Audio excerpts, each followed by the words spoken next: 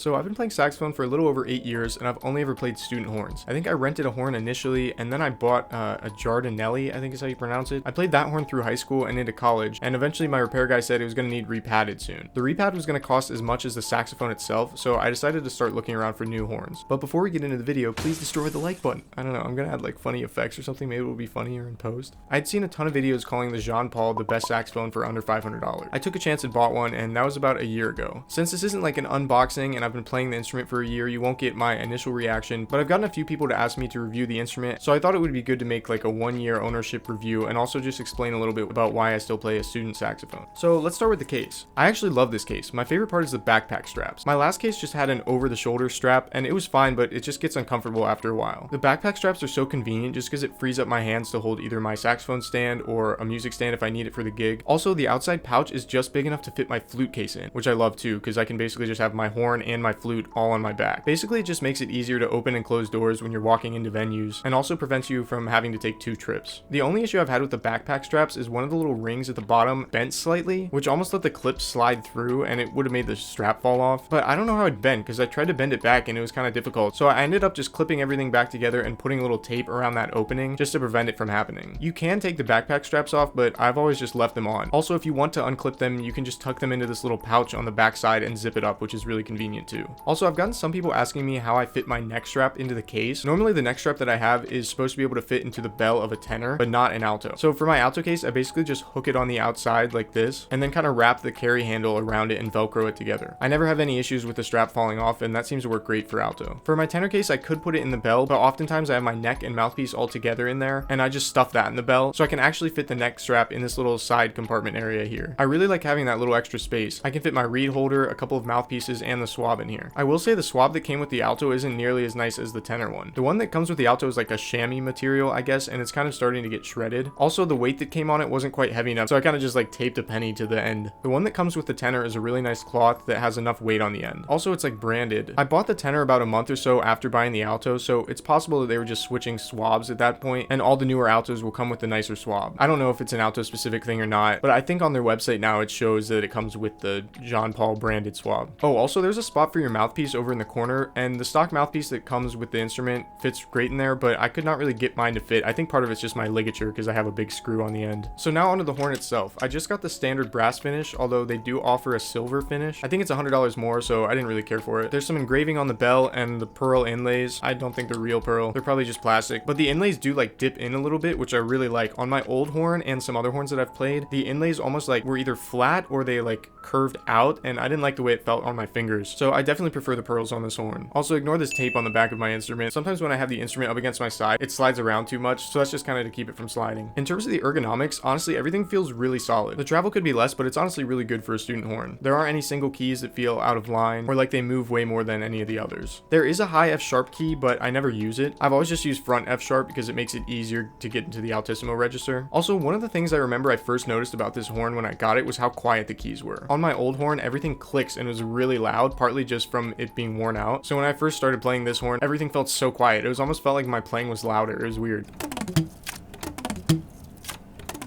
I will say the only complaint I have about the ergonomics is the octave key. If you're playing any notes that require the neck octave key mechanism to open, the key travel ends up being pretty extreme. I have to push the octave key down almost the entire way to get it to crack open. I tried to have it adjusted by my repair guy last time I took it into the shop, and he said there's basically only so much he could do to get that much wiggle out. Some of it also depends on the position of the neck, and maybe I like to play with the neck a little further off to the side, I'm not sure. On one hand, this is great because sometimes I'm not pushing the octave key down all the way, which means my voicing is good because I'm still getting the notes out and I'm basically playing like overtones. On the other hand, sometimes it can be annoying. Also, I'm probably creating bad muscle memory because my thumb's moving way more than it needs to. So if I ever upgrade and play a different horn, I'll be doing the same thing, even though that instrument will probably require less movement to actually open up the key. So here's a little clip of me playing the instrument.